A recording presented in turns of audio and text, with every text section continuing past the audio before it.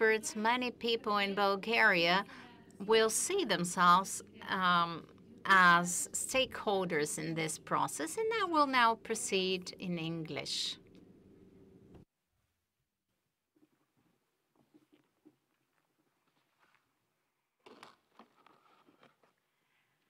Now, the idea of this panel, innovation policy and instruments look like in Europe.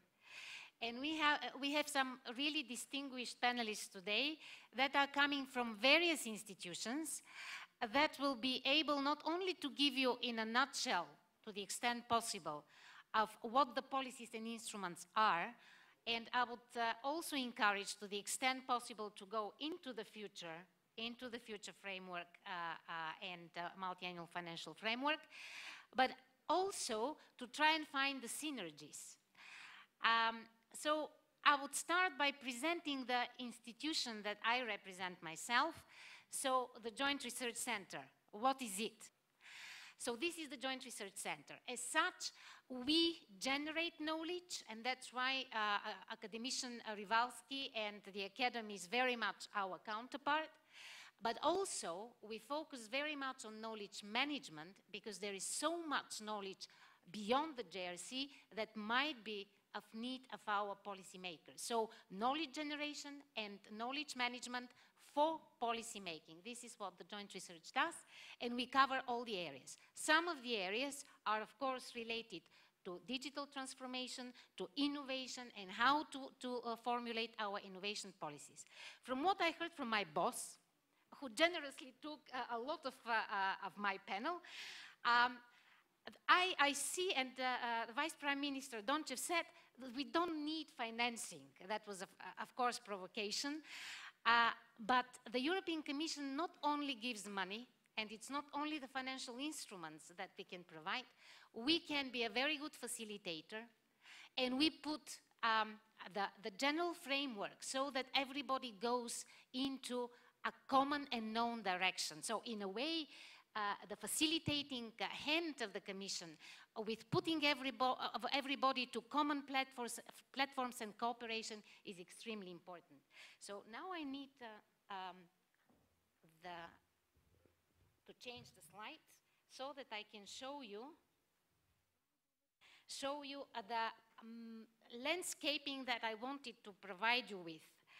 Talking about innovation policies, we go to so many institutions and a lot of commissioners in the Commission. This is very schematic, and it shows that actually we have one Directorate-General, this is DG RTD, Research, Technology and Development, that deals with the main program, Horizon 2020, that supports science and development. When we talk about European program, of course, we always encourage cooperation, so many of these projects are really cooperative projects, and this is the value added. It's not only the 80 billion that are currently available still by the end of 2020, but it's also the cooperation hand which shows that with this money we can do much more than if we spend this 80 billion at national level. And if we talk about indicators and priorities, I will mention only one figure. The next Horizon 2027 will have 20% increase. On one hand, the money is important. I think it's 97 billion, which is now embedded in the proposal of the Commission. Let's not forget, it's only the proposal of the Commission. Now the negotiations start with the Council and the Parliament. So the 17 billion and plus are important. But what is even more important is that we put focus there. So it is an indicator that this is a priority. Then the next DG, and we have Director Rudolf Niessler, who is an ex-colleague of mine. It's DG REGIO, because DG REGIO spends as well a lot of money in the area of innovation. If we put together everything, it's around 120 billion, which is more than the 80 billion spent on the Horizon 2020. And he's going to give us an idea of what exactly is being supported and how it differs with Horizon 2020. Then we have DG GROW with DG CNECT, which unfortunately couldn't join us for this panel, but we had Commissioner Gabriel, because digital transformation is not only an area of innovation, but it is an enabler for economic growth. Then, of course, DG NEAR, because they support the Western Balkans.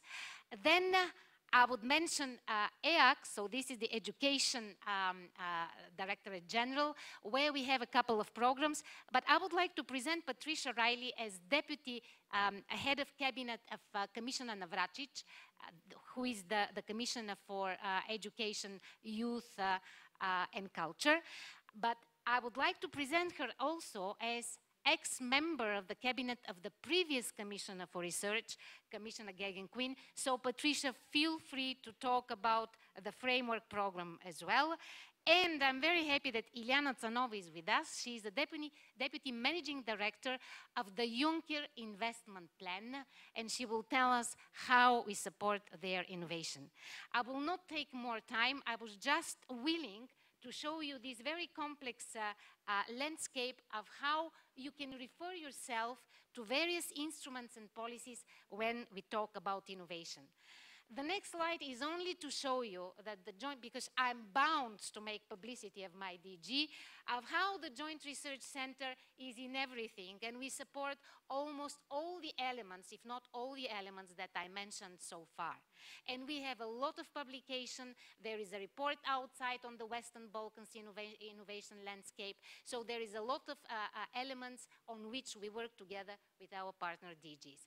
Without taking more time now, I would start with probably Rudolf, because he holds the biggest chunk of money. So probably you can challenge me with the 120 billion that I mentioned, but at least 40 billion are in the innovation thematic objective. Rudolf, the floor is yours. Thank you very much, Charlina, and good morning to all of you. When you have a look at an important document that the Commission has produced in the last year, namely a reflection paper on how to harness globalization, you find a constatation there, which is very telling. And it says that not all regions are able to develop and embrace new technologies and hence also to reap the benefits from accessing EU and global markets. That is something that sums up a bit what we find also in the Regional Innovation Scoreboard, that namely only 24% of the EU regions we can consider as innovation leaders. At the same time, we see, however, some worrying trends despite some overall progress. For example, in some countries, I would like to call Romania, we have an overall decline in the innovation performance. And then also in other countries, we have a good number of reasons which are on a declining path. And this not only in poorer countries, but also in countries of the North and Central Europe. Take Denmark, Finland, Germany, Hungary, Portugal, Spain. So also there, it's something that regions, even if they are at a certain position, it's not a given that they will continue to be on an upwards trend. And this is something that we are concerned about. This growing divide on the innovation front across Europe. I'm representing here regional policy, and our policy has as its main objectives to assist the member states, the regions and the cities in addressing key development challenges which they are facing. It's certainly about this question, how to innovate and how to develop, but it's in a broader context. We have at the same time also to see that we have an inclusive development path, that we have an industrial transformation, an energy transformation, and that we have to provide sufficient opportunities, in particular for young people and their future. In the Commission, and in particular also in our policy area, we put a lot of emphasis on the question of structural change. And we are very keen to achieve something which is a smooth transformation, a transformation of our economy.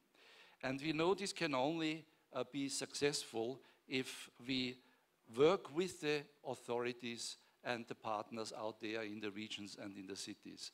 Because we need the agreement of the citizens at the end to the development path that we are following.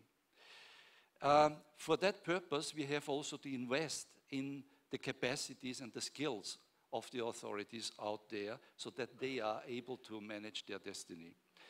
And here I'm coming to something which is very important. Shared management, which has this division of labor, where we delegate a lot of responsibilities to our partners out there, is, in our view, a very good model to tackle these challenges.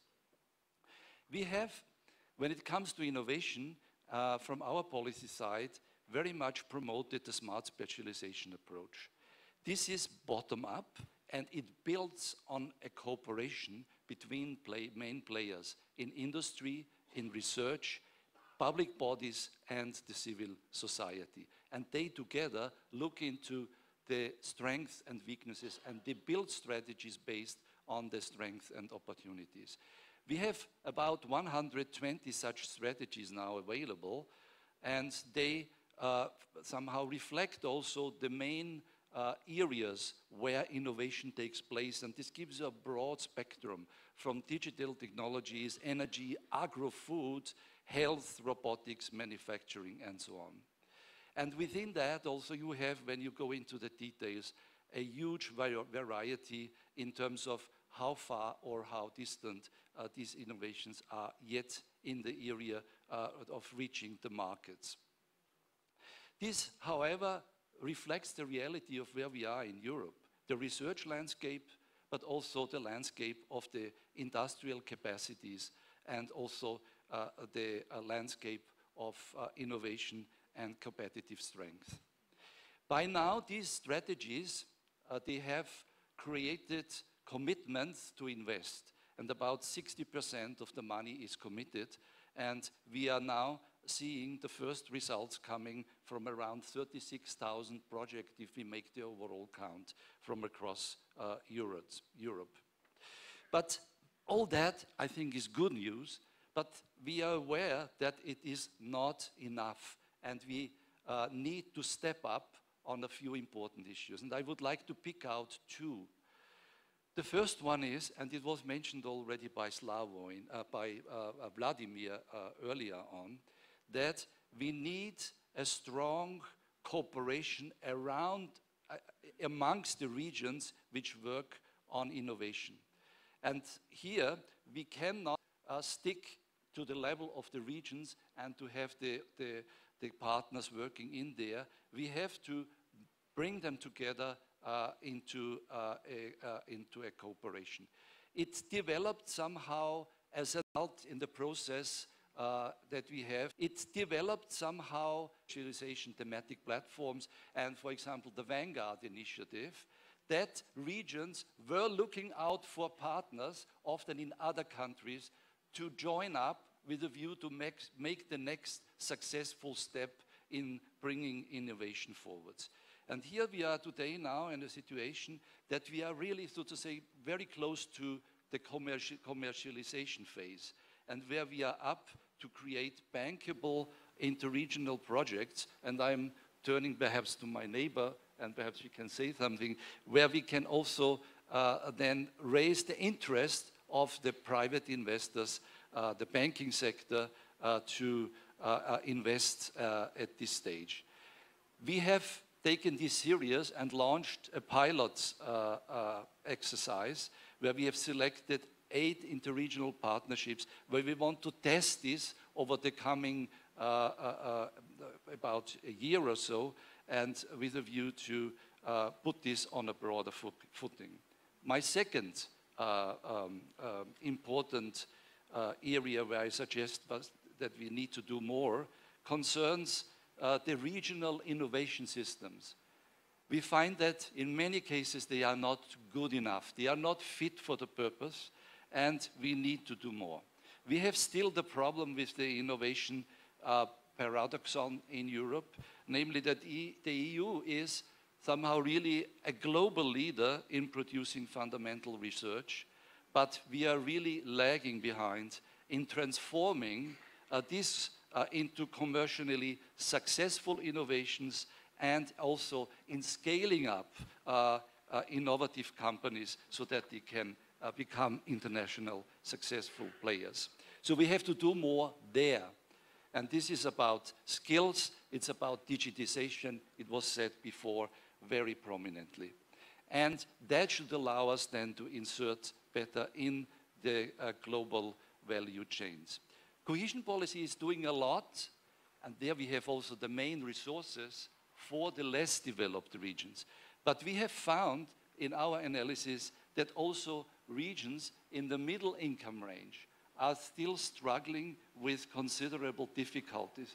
They have not performed the whole business of changing and transforming their structures into really competitiveness industries and structures.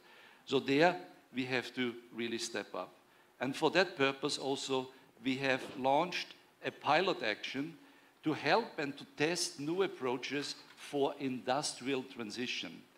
And in this context, we have chosen 12 regions which we will work. It is the Commission services, external expert, but also international organizations like the OECD, where we will go for a deep dive and to see what is missing there and what these regions will have to do with a view to continue with their transition. It goes without saying, what we do here in these pilots now is meant to be something that we want to consider mainstreaming in the next period of the structural funds beyond 2020. Thank you, Rudolf. It's really challenging to try and put in such a short intervention what REGIO is doing in innovation. The key word there is smart specialization. This is a new approach to the concept of how we do innovation policies. It's place-based approach. It's based on very intense cooperation within the quadruple helix, which is science on one end and researchers, public administration on the other end, business, very importantly, and the overall civil society. And actually, the value added that you're going to learn much more during whoever wants to really attend the smart specialization a trend of parallel sessions, you will listen to how the entrepreneurial discovery process reaches to what type of priorities should be there in which we should invest public money in order to profit from both business opportunity and research opportunities, and how this can play transformative role into our economies. So, but what I remember from very fast reading the new proposal of the Commission is that smart specialization strategies will remain. It used to be an ex-ante conditionality for using structural funds, so that was an obligation. So it will continue. And another thing that I saw and that cast the bridge to Patricia is that we will continue with the Seal of Excellence approach, where we will synergize with Horizon 2020 after 2020 is finished. So, Patricia, now I will bring it to you to tell us what you're willing to tell us about both education and potentially research and Horizon 2020 plus. Okay, thank you very much, Charlina, and I'll tell you what I can tell you. I'm willing to tell you as much as I know. Well, firstly, I'd like to say thank you to the presidency, but also to Charlina for chairing this session and inviting me. I've got several hats, as you've already pointed out. I work with Commissioner Navracsics, who would have very much liked to have been here today, actually. He's got a personal commitment to this part of the world in particular, but also his portfolio is incredibly important to the subject matter today. As Charlina said, he's responsible for education, culture, youth and sport, but also the Joint Research Centre. And in many ways, I think that the sort of divisions between the departments or the Directorates-General in the Commission are very artificial, in the sense that we actually need to work very closely together in order to deliver what European citizens want us to deliver. So while it appears very very rigid and structured. In fact, we cooperate together on a daily, hourly basis, in fact. So just turning very briefly to the Commission budget proposal, which Commissioner Gabriel spoke about first earlier today, but I'd like to just put it in a little bit of context. Everybody talks about more money for research, more money for education. The context is that there's less money partly because of Brexit, but also partly because of the overall approach of the net payers. They want to see more value for their money. And I think it's very encouraging from the point of view of what we're discussing today, that research, innovation and education are the net beneficiaries of the Commission's proposal. They're the only policy areas which will see an increase in their budgets. Very significant increase in innovation and research, and the education budget is, if the Commission proposal is accepted by the co-legislators, is set to double. So I think that's a strong commitment to what's needed in Europe, which is fundamentally knowledge and people. Because without knowledge and people, there is no innovation. So these are not abstract policies, they're very practical. And I think capitalizing on what regions already do very well is what smart specialization is all about. Developing locally relevant innovation ecosystems. And that's where the JRC, from my point of view, comes in. It's the glue in that quadruple helix to some extent. It works very closely with DG REGIO in building and running the smart specialization programs, which really help to guide and assist regions in developing those relationships, bedding down the innovation systems, and providing that impetus for economic growth. We will have later on, the JRC does an awful lot of other work, and I could spend all day talking about the work that the JRC does, but I think I'll leave that to my colleagues from the JRC. There are quite a few of them in the room today, so I think you'll hear more from them later. I'll turn briefly to the research aspect, which Charlina asked me to cover in the absence of anybody from DG RTD. I'm very happy to talk about that because I worked for 5 years and directly with those experts. So to give you a very quick overview of the proposal on research and innovation, essentially there will be 3 pillars to the Horizon Europe, which is the next program. The next framework program will be called Horizon Europe, successor to Horizon 2020. The excellence pillar will remain very similar to what we know it to be already. So the ERC, the European Research Council, and the Marie Skłodowska-Curie actions will sit in that excellence pillar. And that's where the seal of excellence actually comes in. I think it's worth mentioning, which Charlina already alluded to. Both the ERC and the Marie Skłodowska-Curie actions are really seriously oversubscribed. There are some parts of MSCA that only 7% of the people that we would like to fund get funded because we simply don't have the money that would be necessary. So what we've done in the education side is to run a pilot on Marie Skłodowska-Curie whereby those who reach a certain level of excellence but don't get funding because we simply don't have enough money, they get this seal of excellence, which they can then take to potential other funders, which may be national funding agencies, it may be public-private partnerships, but they have their credentials. They have gone through a very rigorous selection process to get that seal of excellence. And we're hoping that with DG REGIO we'll be able to find a way that regional funding will also be made available through the national authorities, which will short-circuit an awful lot of the administration for the applicants. It will free up some of the funding that's necessary, and I think it's a very good way of using cohesion funding at national level. We're also, just going back to the structure of the research program, there will be a missions pillar, which is very much driven by what we now describe as global challenges, so things like energy and the bioeconomy, digital, climate change. Within that also there will be funding for public-private partnerships. There are already quite a lot of them in existence. The third pillar, which looks different, I think, to what we've seen in Horizon 2020, is the innovation pillar.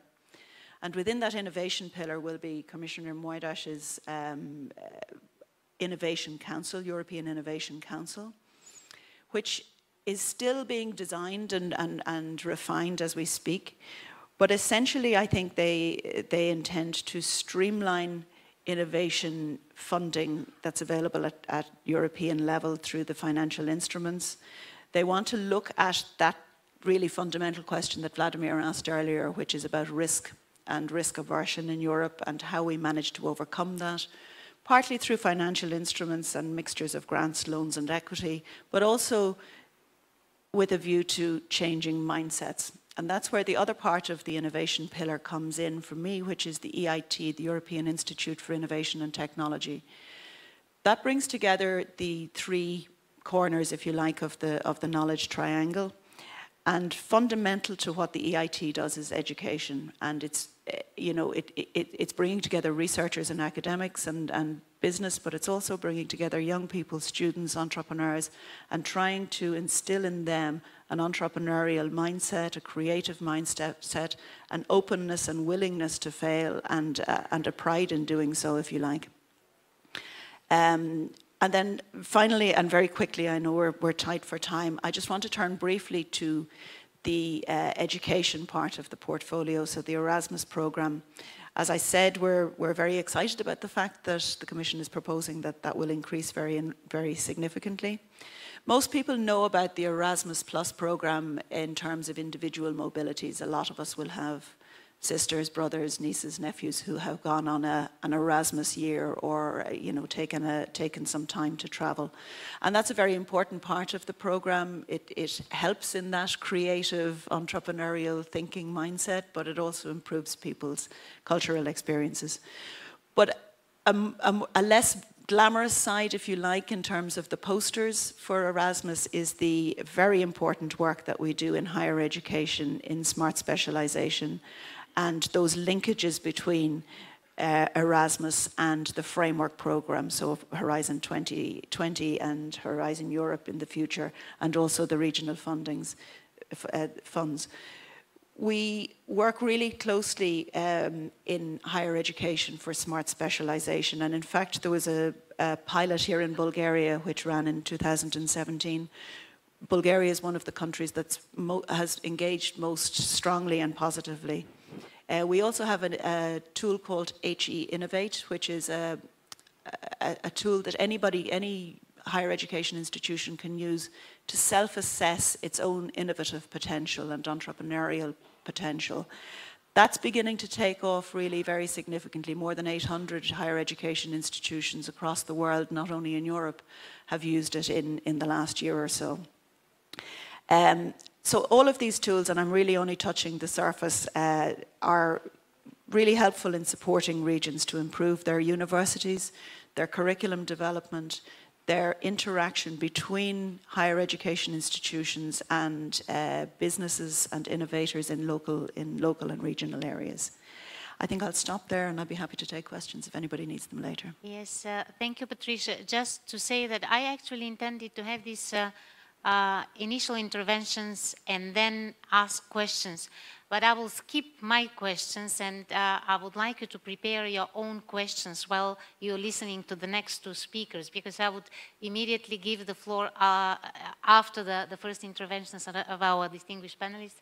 I will give the floor to you to ask questions. So think what you would like to ask, what is not clear, what you need personally as information in order to get the things right in your country, in your region, in your institution. So thanks a lot, Patricia. I'm sure that you noticed that all the panelists of the golden panel, that this is how Vladimir called it, everybody was talking about education. So education is at the core of cultural change, of the mindset change, of how we prepare the new generation to be more entrepreneurial and innovative. So we are really happy that the Commission actually sends the pulse of what is needed.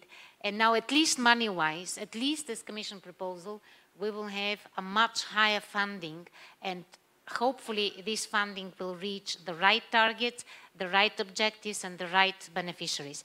Now I will go to Slawomir, DG Grow, because some of them, our panelists and the previous panelists were talking about how to link academies with businesses.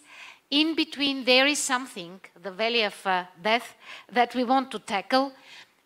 We talk about innovation ecosystem, which can handle the problem. We talk about technological transfer, which makes this link between the scientific discovery, the prototyping, and then going to industry. But Slawomir, you're the best place to talk about that. Tell us what you want us know of your policies and your instruments.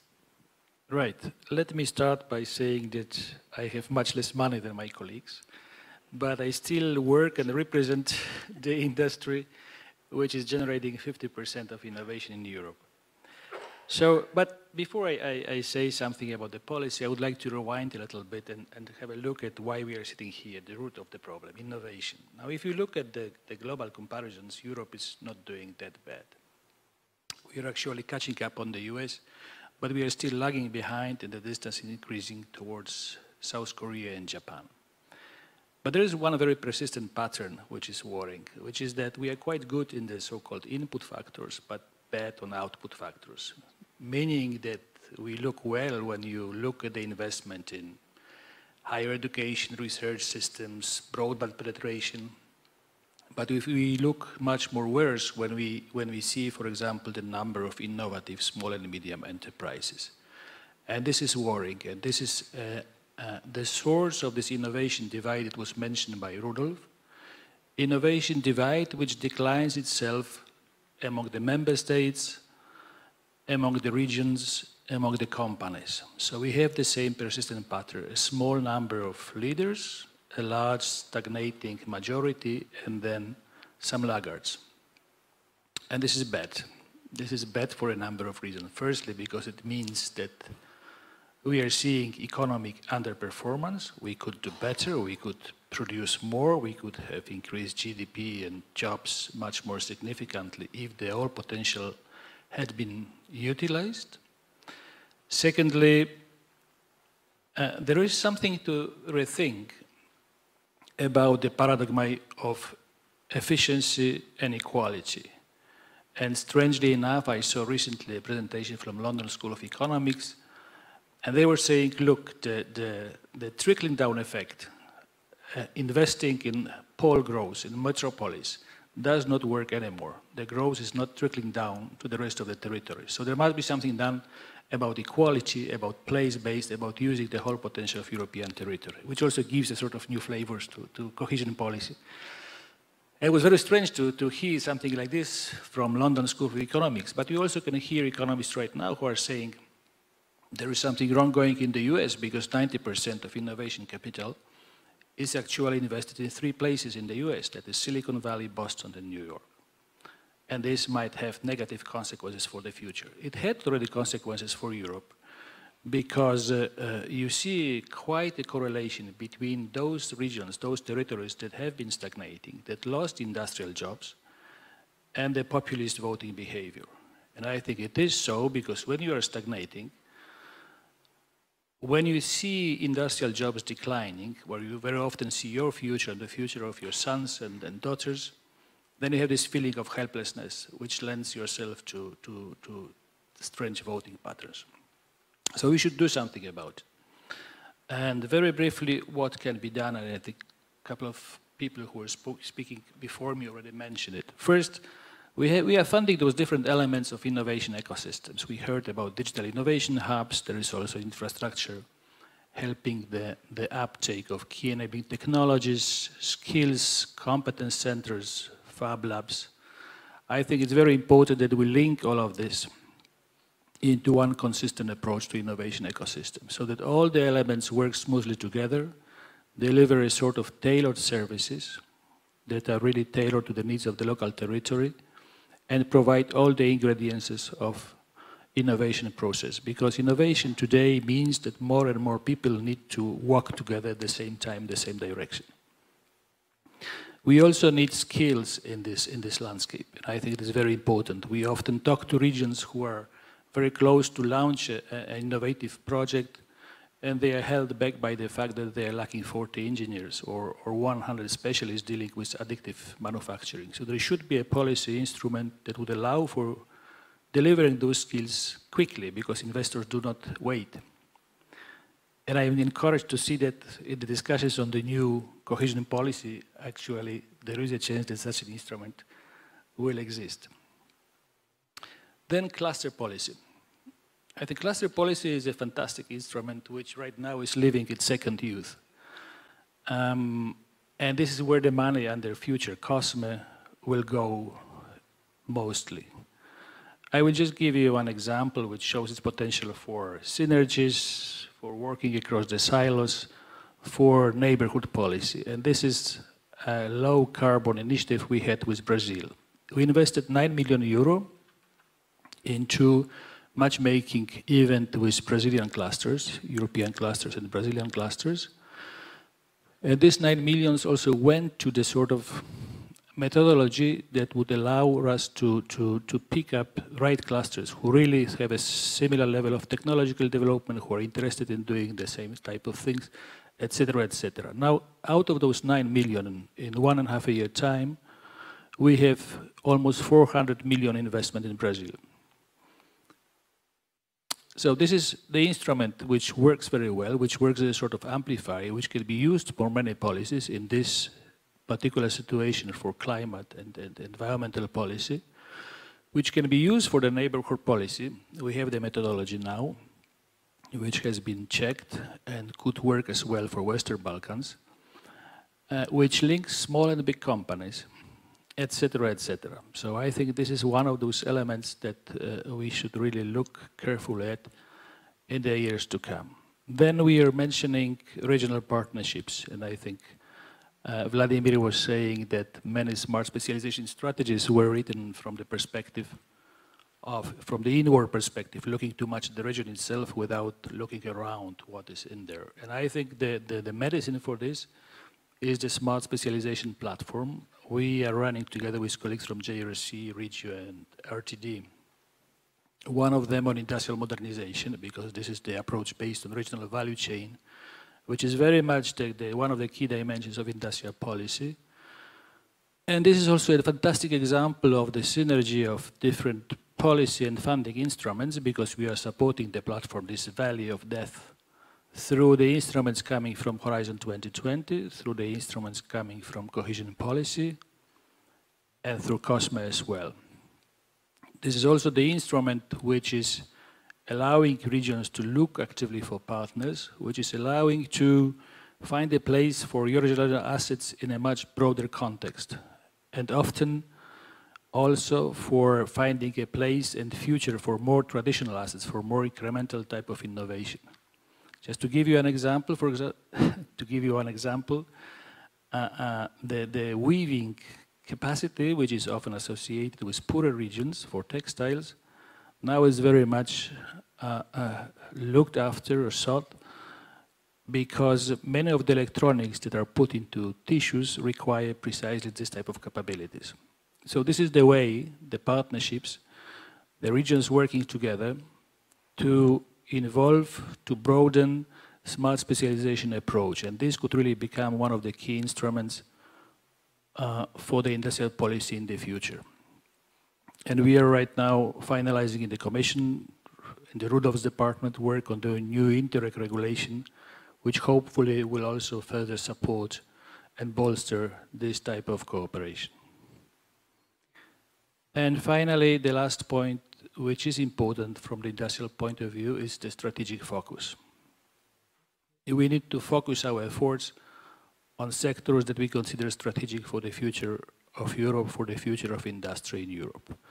Therefore, we set up two groups, one on strategic value chains, one on Industry 2030, and those two groups will try to figure out what has the real future in Europe, which sectors really should be supported, and where we should focus our cooperation. And this is the word with which I would like to finish my presentation, cooperation. I mean, this is a sort of thread which runs through all those initiatives.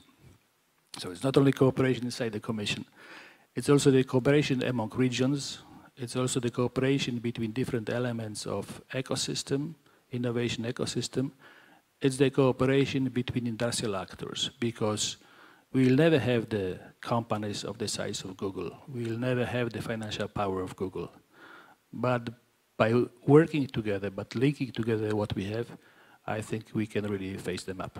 Thank you. Thank you very much, Slavek. Actually, the smart specialization process, if we talk about the next generation of the strategies, the real quality change will be to have much more cooperation there. Because the first generation of strategies was really very much inward looking. So the strategic process was closed either within a region or within a country. Now it has to open and has to take benefit of all these platforms, and specifically the smart specialization platform and the thematic platforms that we organized in the Commission. Thank you also very much for talking about the inputs, the input mindset. Indeed, when we talk about innovation, we shouldn't concentrate all the time on how much money. So the indicator that we put now close to 100 billion into science, that does not say what the output will be.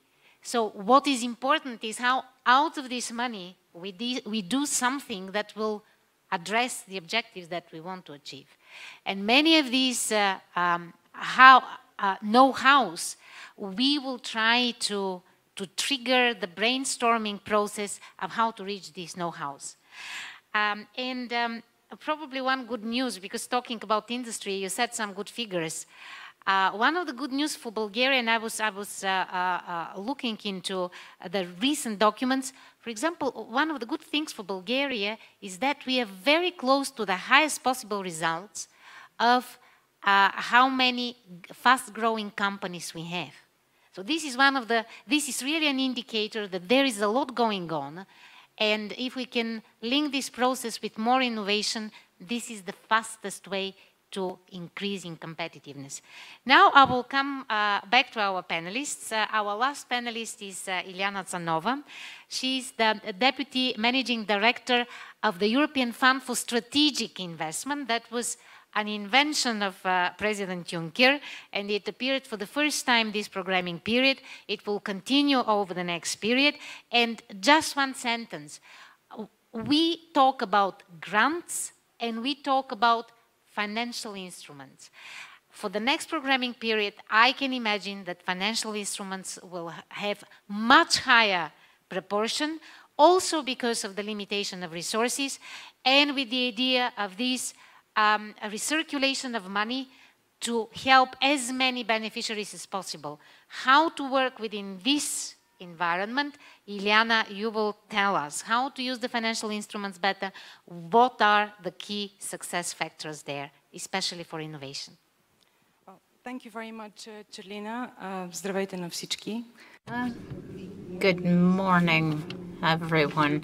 I will revert to English now. Stories to share.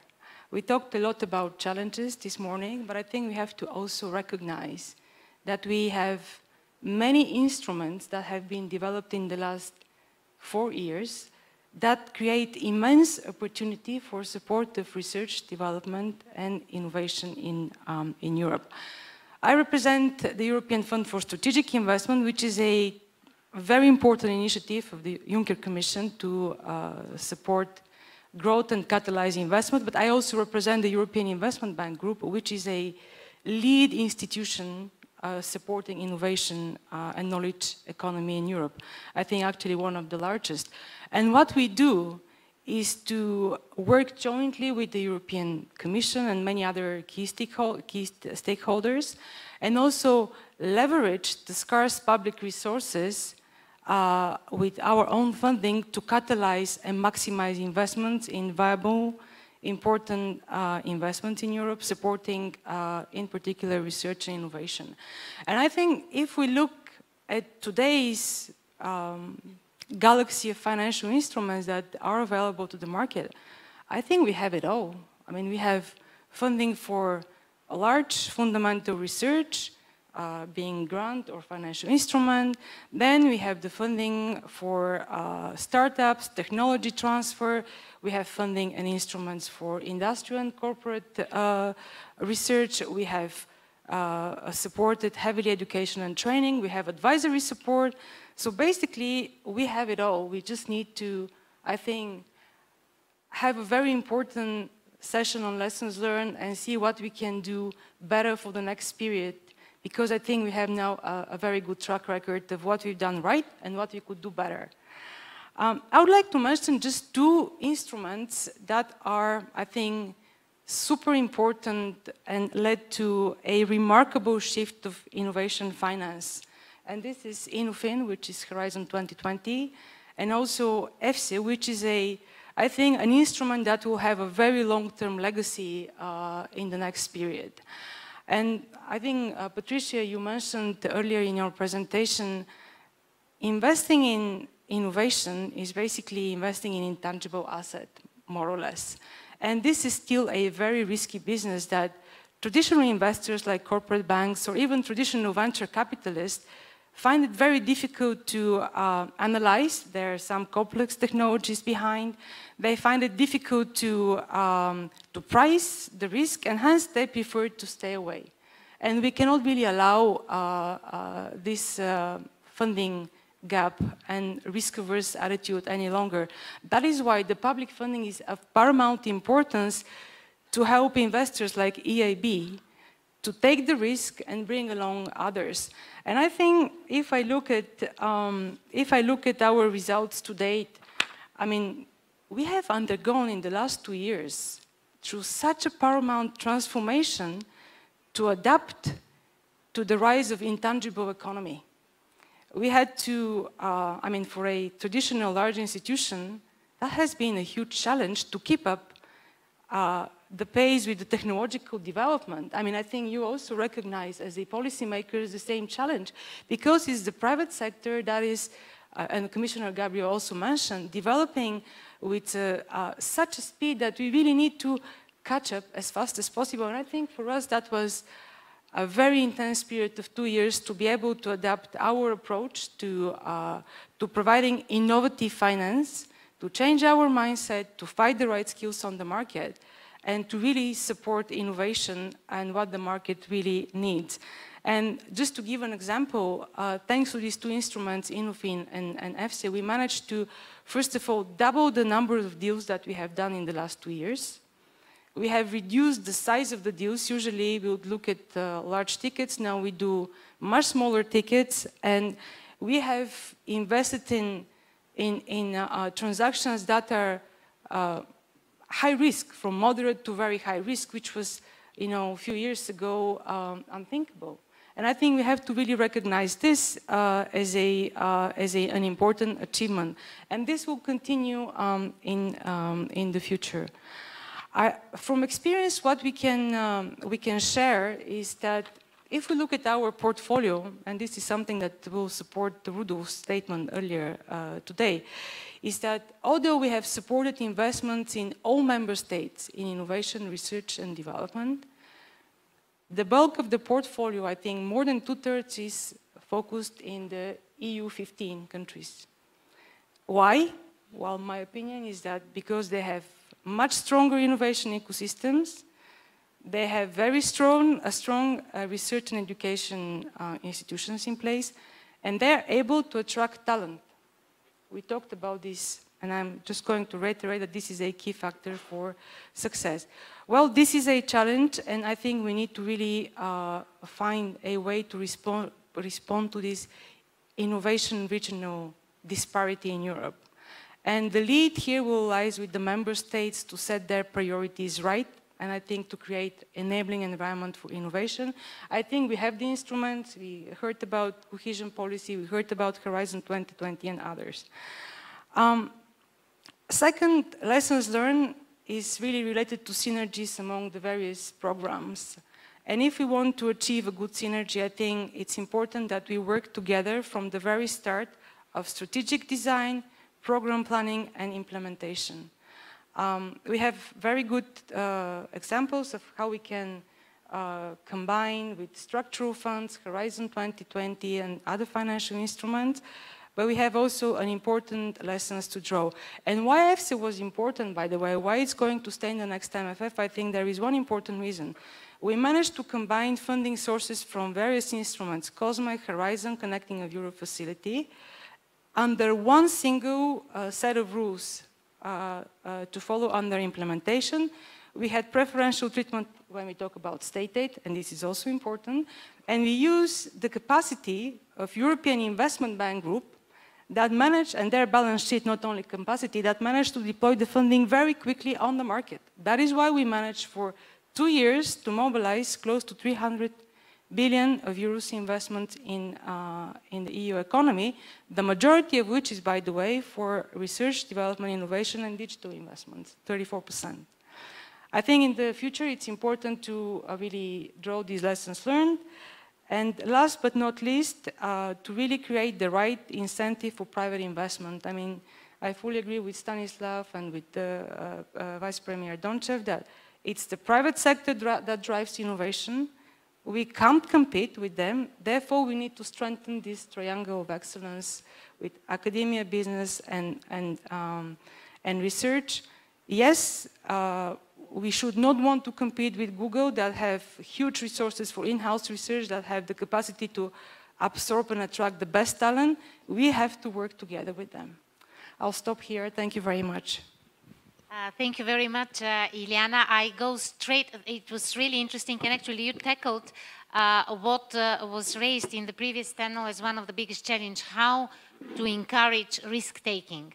And actually there are specific financial instruments that go into this venture capital investments. They're really to treat the risk, so they're much more open, and probably that is the value added of having EU-level financial instruments, because the banks, we are filling the gap on the banking market where they are not willing to take the risk. So that's why we have financial instruments that can bridge the gap of risk-taking. So now, are there any questions? So anyone that would like to ask a question to our panelists? I'm sure you will have all the opportunities in the parallel sessions. That was a very speedy running through the topic, just to give you a teaser of what you can hear and deepen much more in the parallel sessions. We have one total full stream about smart specialization, which is in a way bridging all the instruments into one single strategy and concept, the smart specialization. We have another stream that is more the capacity building, the ecosystems approach, which will treat the technological transfer, the various incubators, clusters, and other tools that create the ecosystem in the countries. And we have a third one, which is the digital transformation, because this is the sector that develops so fast. I would like to thank our panelists. I would not try to summarize, probably one sentence in a nutshell. If we have Horizon Europe, which is the future Horizon 2020, supporting scientific excellence, then we have cohesion policy that brings the achievements of the science to the economy through enabling commercialization. We have then DG grow with enabling entrepreneurship at the level of entrepreneurship supporting innovation. We have education as the underlying factor for innovation in society. So in a nutshell, we have all that mingled nicely together through cooperation and synergies. So please learn more in the parallel sessions. The next session will start in 20 minutes, so we will contract to 20 minutes the networking cafe, and it will be with Sasha. So exactly 12:05, please come back to the room for the next plenary session. Thank you for your attention. Let's give a big applause to our panelists.